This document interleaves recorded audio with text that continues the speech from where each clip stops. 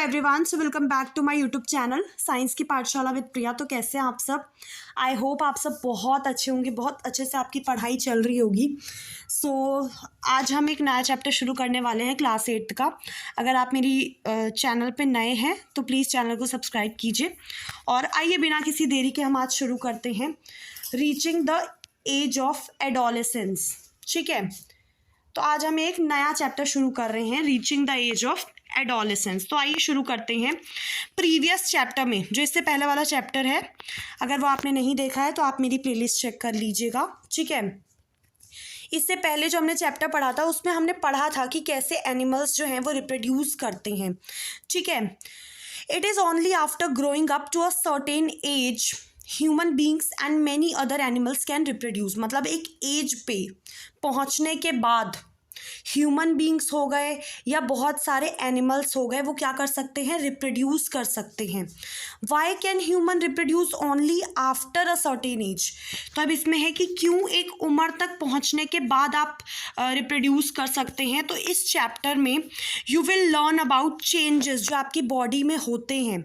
ठीक है, after which जिसके बाद कोई भी पर्सन है वो इतना सक्षम हो जाता है, कैपेबल हो जाता है कि वो आगे फर्दर रिप्रोड्यूस कर सके, रिप्रोडक्शन का प्रोसेस वो कर सके। ठीक है, अब चैप्टर 6 में आपने रिप्रोडक्टिव ऑर्गन्स के बारे में पढ़ा था जो इससे पहला चैप्टर था। ठीक है, तो देखो यहाँ पे क्या है, हम डिस्कस करेंगे रोल दैट हॉर्मोन्स प्ले। ठीक है, जो रोल हॉर्मोन्स प्ले आपकी बॉडी में जो चेंजेस आते हैं जब एक बच्चा एक एडल्ट में कन्वर्ट हो रहा होता है। ठीक है, उसमें जो चेंजेस आते हैं हार्मोन की वजह से, वो सब हम पढ़ने वाले हैं।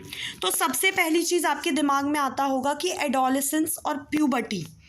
ठीक है, जो टर्म्स लिखे हम एक एक करके इनको डिस्कस करेंगे। तो आइए, अब जो बूझो है वो अपना 12वां बर्थडे सेलिब्रेट कर रहा है। आफ्टर हिज फ्रेंड्स लेफ्ट, बूझो और पहेली जो हैं वो चैटिंग शुरू करते हैं विद देयर पेरेंट्स। पहेली जो है studies in all girls school. ठीक है, पहेली आपका जो है वो गर्ल्स स्कूल में पढ़ती है। शी स्टार्टेड लाफिंग, वो हंसना शुरू कर देती है। She remark that many of बूझोज friend whom she met after a year had suddenly shot up in height. ठीक है, तो सम ऑफ देम, कुछ तो बहुत फनी लग रहे हैं, looking very funny with hairy line above there lips. मतलब जो ओठ हैं आपके उसके ऊपर एक जैसे मूछें आती हैं तो एक थिक लाइन का वो बना है, तो वो काफ़ी फ़नी लग रहे हैं इनको। ठीक है, तो हर मदर एक्सप्लेन, तो उसकी मम्मी उन्हें एक्सप्लेन करती हैं, उनकी मम्मी उन्हें एक्सप्लेन करती है कि अब जो ये लड़के हैं वो बड़े हो गए, हैड ग्रोन अप। ठीक है, जैसे आप में भी बहुत लोग होंगे कि अरे हमारी मूछें आ गई हैं, तो बहुत होता है ना एक वो। ठीक है, तो जो बॉयज़ हैं, सॉरी जो ग्रोथ है वो begin from the day 1 is born.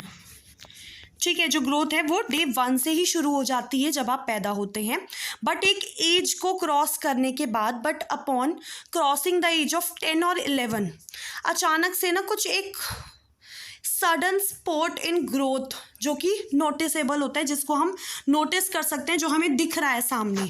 ठीक है, अब जो चेंजेस आपकी बॉडी में हो रहे हैं वो एक पार्ट है, एक हिस्सा है आपके बढ़ने का। ठीक है, आप जो ग्रो अप हो रहे हैं वो उसी का एक हिस्सा है, एक पार्ट है। ठीक है, ये इंडिकेट करते हैं कि आप जो है नो लॉन्गर अ चाइल्ड, अब आप एक बच्चे नहीं रह गए हैं, but are on the way to becoming an adult.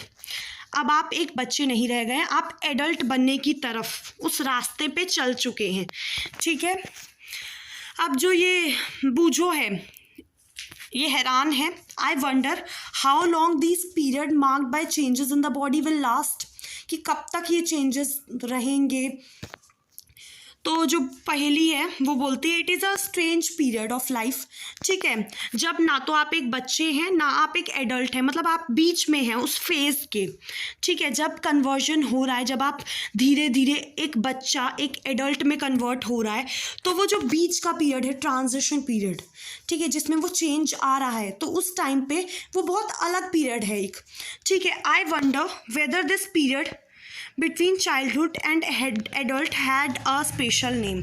तो अब पहेली बोलती है कि क्या इसका कोई, मैं बड़ी हैरान हूँ कि वेदर ये जो पीरियड है इसका कोई अलग नाम है। ठीक है, तो अब देखो, growing up is a natural process. ठीक है, ये एक नेचुरल प्रोसेस, आप चाह कर भी इसको रोक नहीं सकते या कुछ आपके हाथ में नहीं है। ठीक है, ये एक नेचुरल प्रोसेस है। द पीरियड ऑफ लाइफ, जब जो बॉडी है अंडरगोस चेंजेस, उसमें बहुत सारे चेंजेस आते हैं। ठीक है, एक जिससे कि क्या होता है, आप रिप्रोडक्टिव मैच्योरिटी आती है आपके अंदर। ठीक है, आप अब आगे जो रिप्रोडक्शन प्रोसेस है उसको बढ़ा सकते हैं, एक न्यू लिविंग बीइंग को आप इस धरती पे ला सकते हैं। तो वो जो एक चेंजेस हो रहे हैं धीरे धीरे, ये जो पीरियड है पूरा, ये कौन सा है, ये एडोलेसेंस का पीरियड है। ठीक है, अब एडोलेसेंस जो है वो शुरू हो जाता है अराउंड द एज ऑफ 11। अगर आप 11 साल के हैं तो तकरीबन 11 साल से शुरू हो जाता है।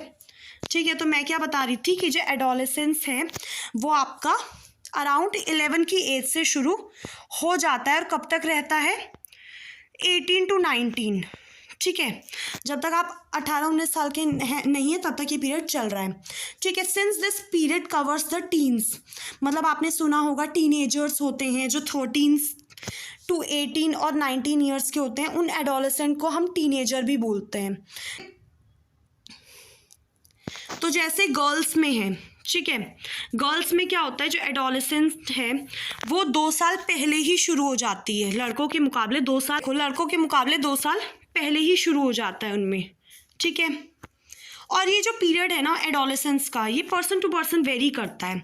किसी में आप देखोगे कि बहुत कम एज से मतलब जैसे स्टार्ट हो जाता है, किसी में थोड़ा लेट होता है, तो दैट ये वेरी करता है। ठीक है, इसमें कोई ज़्यादा घबराने वाली कोई बात नहीं है।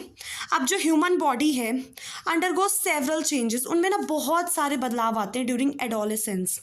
ठीक है, अब ये जो चेंजेस हैं mark the onset of puberty. ठीक है, और यही एक शुरुआत करते हैं किसकी, प्यूबर्टी की।